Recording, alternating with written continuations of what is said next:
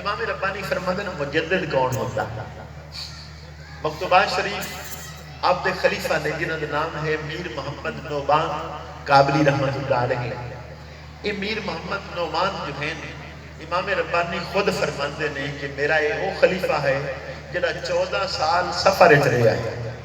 انہوں دا گھر کابل دے اندر ہاں اتھو پیدل چلتے ہیں سرہند شریف جاتے ہیں 3 مہینے لگ جاتے ہیں. جدو ایک ہفتہ گزرتا ہے امام ربانی فرمانے نعمان حقوق العباد بھی ضروری نہیں گھر جاؤ اتو چلتے ہیں 3 مہینے گھر آن تک لگ جاتے ہیں. پھر ہفتہ رات دینا دن مرشد نے ملے ہیں 3 مہینے گزر کے پھر چل جاتے ہیں. تو 14 سال سفر چی رہے. ایک دن امام ربانی نے فرمایا میر محمد نعمان وہ آدمی ہے یہ 14 سال انہوں سفر چی گزر گئے. میرا حکم بھی نہیں ڈالنا لیکن میری محبت اس نے گھر بیٹھا نہیں دیتے. آپ نے انہوں خط لکھیا اور فرمایا میر محمد نعمان مجدد وہ ہوتا ہے کہ 100 سال دے اندر جتنے کتب ہون ابدال ہون نجبا ہون بدلا ہون جس قدر بھی اولیاء اللہ ہوندے نے اس دے سینے دے فیض تو ہی وہ فیض یاب ہویا کرتے ہیں. 100 سال کی مدت دے اندر انہوں دے سینے دے فیض دے علاوہ کوئی ولی بن ہی نہیں سکتے. یہ تو ہے عام مجدد. اور امام ربانی نے مجدد الف ثانی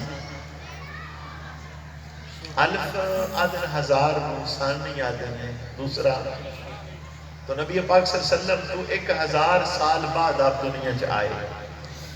اللہ نے آپ کو ایسا مجدد بنایا کہ اگلے 1000 سال جتنے اولیاء اللہ آنگے آپ دے سینے دے فیض تو منور ہوں گے. آپ تو بغیر ولی اللہ ہی نہیں ہو سکے.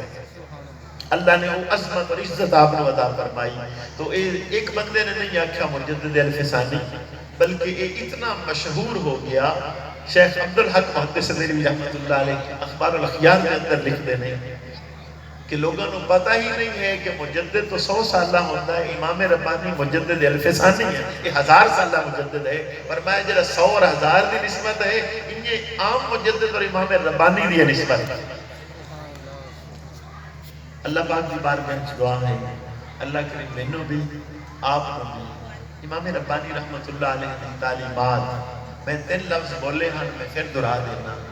فرمایا عقائد اہل سنت اور دوسری کی چیز پابندی شریعت اور تیسرا نسبت نقشبندیہ. اور یہ نال ہی 3 لفظ اور بیان کیتے. فرمایا علم عمل اور خلوص.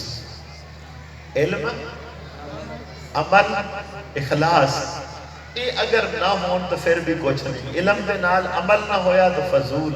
عمل ہوئے اور اللہ کی رضا ہی نہ ہوئے تو وہ بھی سارا گیا. تو یہ آپ دے نکات ہیں.